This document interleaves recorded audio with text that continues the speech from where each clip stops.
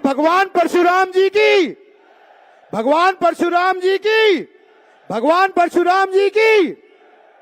मंच पर विराजमान हमारे प्रदेश के यशस्वी मुख्यमंत्री कर्मयोगी श्री नायब सिंह सैनी जी, श्री ब्रिजेश पाठक जी, उत्तर प्रदेश के उप मुख्यमंत्री और बड़े भाई, मैं स्वामी संपूर्णानंद जी महाराज, हमारे बड़े भाई श्री विप्लव देव जी, श्री सुरेंद्र नागर जी, श्रीमती रेखा शर्मा जी, डॉक्टर अरविंद शर्मा जी, पंडित विनोद शर्मा जी, श्रीमती शक्ति रानी शर्मा जी, श्री डीपी वत्स, श्री अजय मित्तल जी, श्री रामविलास शर्मा जी, श्री कालिदास महाराज जी, हमारे आदरणीय हैं, पूजनीय हैं, अमृता दीदी जी, और साथ में मंच पे विराजमान श्री योगेश्वर दत्त जी, श्रीमती बंतो कटारिया जी, श्री हरिराम दीक्षित जी, स्वामी कृष्णकांता जी, प्रमोद कौशिक जी, और अगर किसी का नाम रह गया हो तो मैं क्षमा प्रार्थी हूं। मासूम भाई भी बैठा है, मासूम, उनका भी स्वागत करता हूं।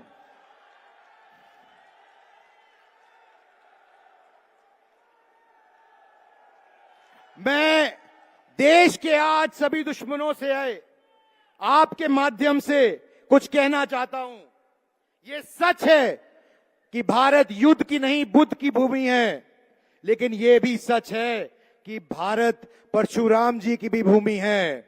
और जब परशुराम जी का फरसा चलता है तो जो भारत के दुश्मन कहीं भी किसी भी दुनिया के कोने में बैठे हो, मैं उनको इस बात का से अवगत कराना चाहता हूं कि हमारे देश के अंदर एक ऐसे प्रधानमंत्री जी हैं जिन्होंने एक बात कही थी और कहा था, ना आंख झुका के बात करेंगे, ना आंख उठा के बात करेंगे, आंख में आंख डाल के बात करेंगे। और आज समय आ गया है कि आंख में आंख डाल के बात की जाएगी। मुझे पूरा विश्वास है, भरोसा है माननीय प्रधानमंत्री श्री नरेंद्र मोदी जी पर और उनकी नीतियों पर, क्योंकि आज भारत बदल गया है। आज वो भारत नहीं है कि देश के दुश्मन भारत में घुस के 26/11 जैसी हरकत करके चले जाएं। आज एक अलग भारत में है और इस भारत की गूंज और वो जो कायरता पूर्वक घटना पहलगाम में हुई है, उसका बहुत करारा जवाब मिलेगा। एक एक व्यक्ति से हिसाब लिया जाएगा। मैं धन्यवाद करना चाहता हूं माननीय मुख्यमंत्री जी का, मैं धन्यवाद करना चाहता हूं श्री नरेंद्र मोदी जी का, जिन्होंने इस चुनाव के अंदर एक नया इतिहास बनाने का काम किया है। उन्होंने हरियाणा के इतिहास में सबसे ज्यादा ब्राह्मणों को टिकट देने का काम किया है। और मैं धन्यवाद करना चाहता हूं अपनी देवतुल्य जनता का कि आप लोगों ने अपना विश्वास भारतीय जनता पार्टी में और श्री नायब सिंह सैनी जी में जताकर एक नया इतिहास और कीर्तिमान बनाने का काम किया है। सबसे ज्यादा ब्राह्मण विधायक जिताकर पहली बार चंडीगढ़ भेजने का काम किया है।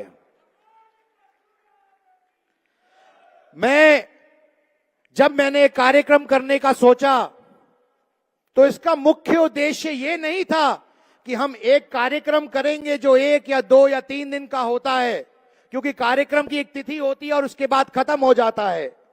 पर कार्यक्रम करने का उपलक्ष्य था समाज में चेतना जगाना।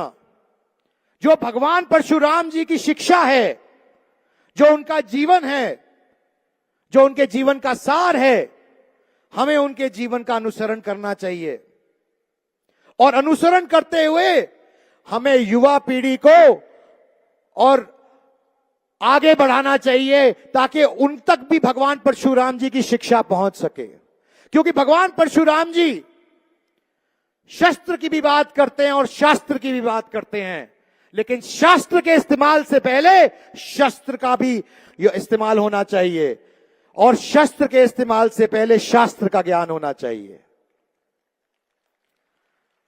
भगवान परशुराम जी का जो जीवन है वो आज के दिन में उसका महत्व कहीं और बढ़ जाता है।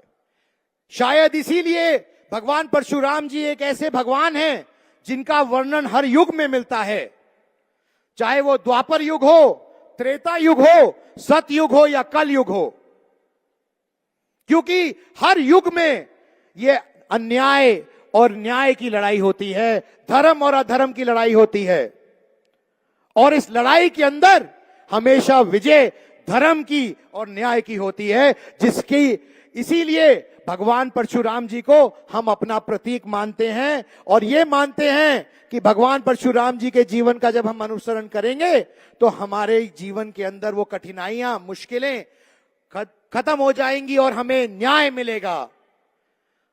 तो मैं आपसे यही निवेदन करना चाहता हूं कि इस कार्यक्रम द्वारा हमने भगवान परशुराम जी के जीवन से प्रेरणा लेते हुए एक नई अलख जगाने का काम किया है, और ये उसी श्रृंखला के अंदर तीसरा कार्यक्रम है जो पिछले 3 साल में हमने आयोजित किया है।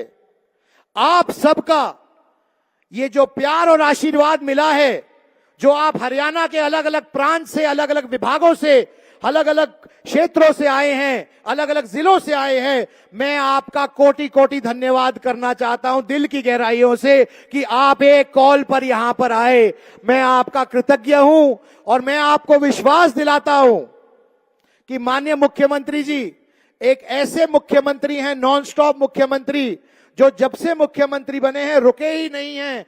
वो सुबह के 5 बजे से लेकर रात के 2 से 3 बजे तक लोगों से मिलते हैं, और मुझे इस बात पे पूर्ण रूप से भरोसा है कि हमारा अच्छा समय आ रहा है और इनके माननीय नायब सिंह सैनी जी के नेतृत्व में हरियाणा एक विकसित प्रदेश के तौर पे काबिज होगा 2047 तक।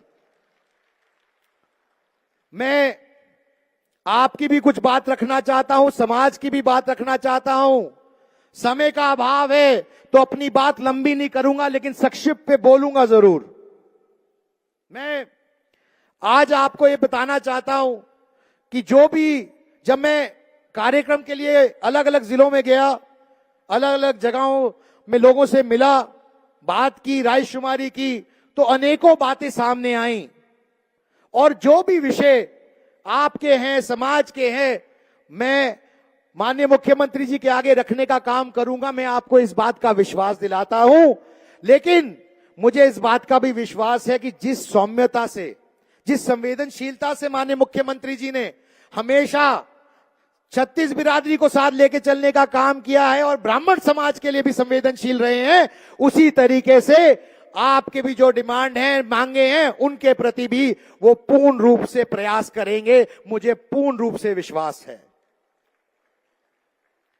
मैं माननीय मुख्यमंत्री जी से निवेदन करना चाहता हूं, क्योंकि ये बात अलग अलग जगह से उठ के आई।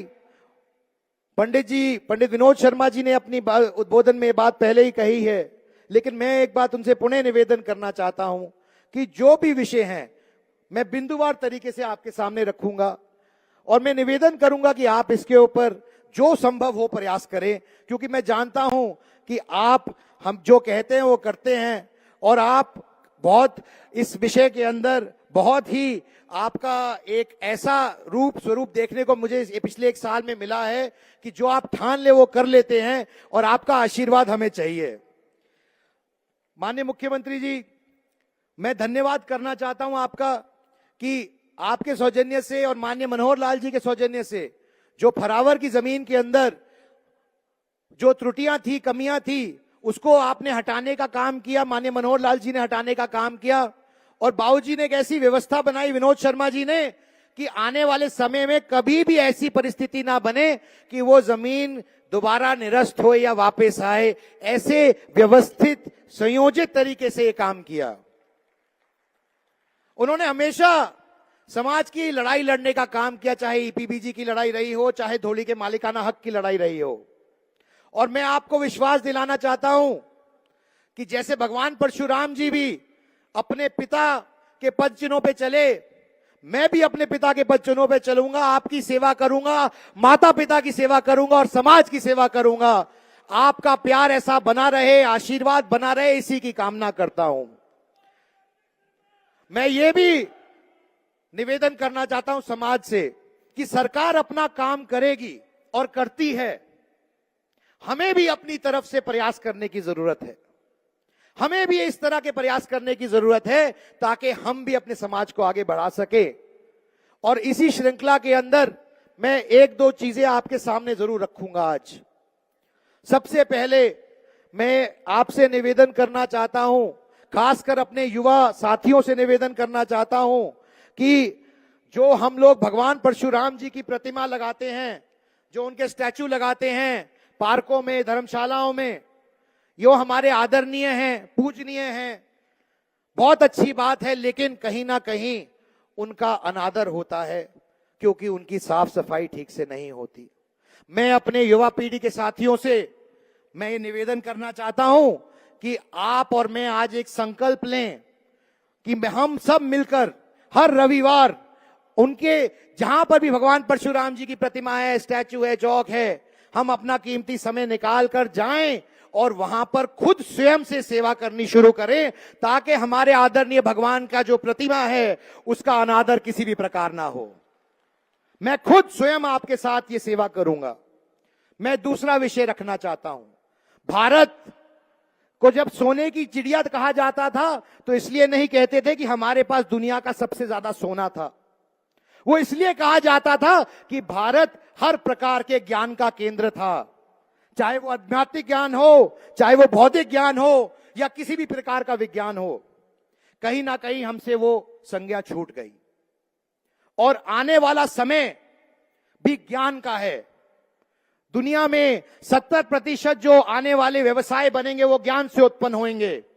और आज एक मौका है, एक यशस्वी प्रधानमंत्री श्री नरेंद्र मोदी जी ने जो कॉल दी है भारत को एक विकसित देश बनाने की 2047 तक, उसका रास्ता भी ज्ञान की धारा से होके जाता है।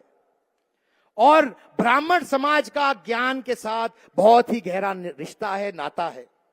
कहीं ना कहीं ब्राह्मण समाज के पास यह दायित्व भी रहा है कि ज्ञान को बढ़ाए, उसका प्रचार प्रसार करे पूरे समाज में, 36 बिरादरी में, और हजारों साल से वह करता भी आया है। तो उसी के उपलक्ष्य में मैंने एक छोटी सी शुरुआत की है जो कि मैं आपके सामने रखना चाहता हूं। हमारे प्रदेश में 22 जिले हैं, लेकिन उसके अतिरिक्त हमारे यहां बहुत सी धर्मशालाएं हैं। हर जिले में कई धर्मशालाएं हैं, शहरों में धर्मशालाएं हैं। तो मैं मानता हूं कि हमारे को भगवान परशुराम जी के नाम पर भगवान परशुराम जी के ही प्रेरणा लेते हुए भगवान परशुराम जी ज्ञान गंगा केंद्र की स्थापना करना चाहता हूं। मैं उसकी आज घोषणा करना चाहता हूं और माननीय मुख्यमंत्री जी के कर कमलों से उसका लॉन्च कराएंगे। अभी मैं आपको उसकी जानकारी देना चाहता हूं संक्षिप्त में। जो भी धर्मशाला हमारे साथ आकर इस कार्यक्रम के अंदर इनरोल करना चाहती है, आप सब सादर आमंत्रित है। हम युवा पीढ़ी के बच्चों के लिए जो पढ़ना चाहते हैं, जिनको कोचिंग क्लासेस चाहिए, चाहे वो आईएएस की तैयारी हो, यूपीएससी की तैयारी हो, या फिर वो एचएससी की तैयारी हो, या फिर वो किसी भी तैयारी, फिट जी की तैयारी हो, क्लैट की हो, जीई की तैयारी हो, कोई भी ऐसा कार्यक्रम जो पढ़ना चाहते हैं, उसके लिए हम लगभग 200 धर्मशालाओं में निजी खर्च से प्राइवेट वर्चुअल कोचिंग क्लासेस शुरू करेंगे संस्थान द्वारा, ताकि हर धर्मशाला में ज्ञान दोबारा से उत्पन्न हो सके। और जो समाज के सबसे वंचित हैं, जो समाज के सबसे गरीब हैं, वो उनको इसका फायदा मिल सके, ताकि उनको जो साधन संपन्न नहीं हैं, जो बड़े शहरों में नहीं जा सकते, उनको अपने गांव की धर्मशाला के अंदर ही सबसे अच्छी एजुकेशन मिल सके। ये हमारा प्रयास है। उसके अंदर भारत के प्रबुद्ध लोग, जजेस, लॉयर्स, रिटायर्ड ब्यूरोक्रेट्स, टीचर्स, सब लोग आकर पढ़ाएंगे और अपना योगदान देंगे। मैंने इस पे विस्तृत तौर पे काम किया है, उन सब से बात की है और वो सब तत्पर हैं आपको, वो आपके बच्चों को पढ़ाने के लिए। शायद इस कार्य से हर धर्मशाला से 2-3 बच्चे आईएएस, आईपीएस, एचसीएस निकल सके, ये प्रयास है। क्योंकि हमारा देश दुनिया का सबसे युवा देश है। देश की अधिकांश आबादी, लगभग 65% आबादी 35 साल से कम उम्र की है। तो ये हमारा दायित्व बनता है कि हम युवा पीढ़ी की चिंता करें, उनके लिए सोचें, उनके लिए प्रयास करें। तो मैं आज इस माध्यम से माननीय मुख्यमंत्री जी से निवेदन करना चाहता हूं कि अगर वो बटन दबाकर इस कार्यक्रम का लॉन्च करें ताकि एक छोटी सी 1 मिनट की वीडियो दे और हम अगले पर जाएं। माननीय मुख्यमंत्री जी,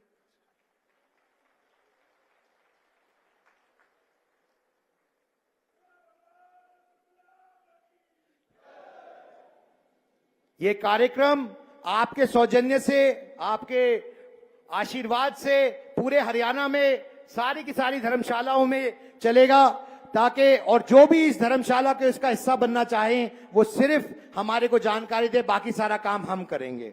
मैं माननीय मुख्यमंत्री जी आपके सामने एक बात और रखना चाहता हूं। जो बात बाबू जी ने, पंडित विनोद शर्मा जी ने रखी, मैं उसको दोहराऊंगा नहीं क्योंकि समय का अभाव है और सब लोग उत्सुक है माननीय मुख्यमंत्री जी की बात सुनने का, उनकी भाषण सुनने का। तो मैं बस ये कहना चाहता हूं कि जिस तरीके से समाज में हर तरफ से ये बात उठ के आई है, तो मैं आपके सामने रखना चाहता हूं कि ब्राह्मण आयोग का या किसी भी तरीके से इसकी जो हुई है पूर्ति हो सके। साथ ही साथ में मैं आपके सामने एक डिमांड रखना चाहता हूं कि प्रत्येक जिले में भगवान परशुराम छात्रावास का निर्माण कराया जाए और उसके लिए जमीन दी जाए।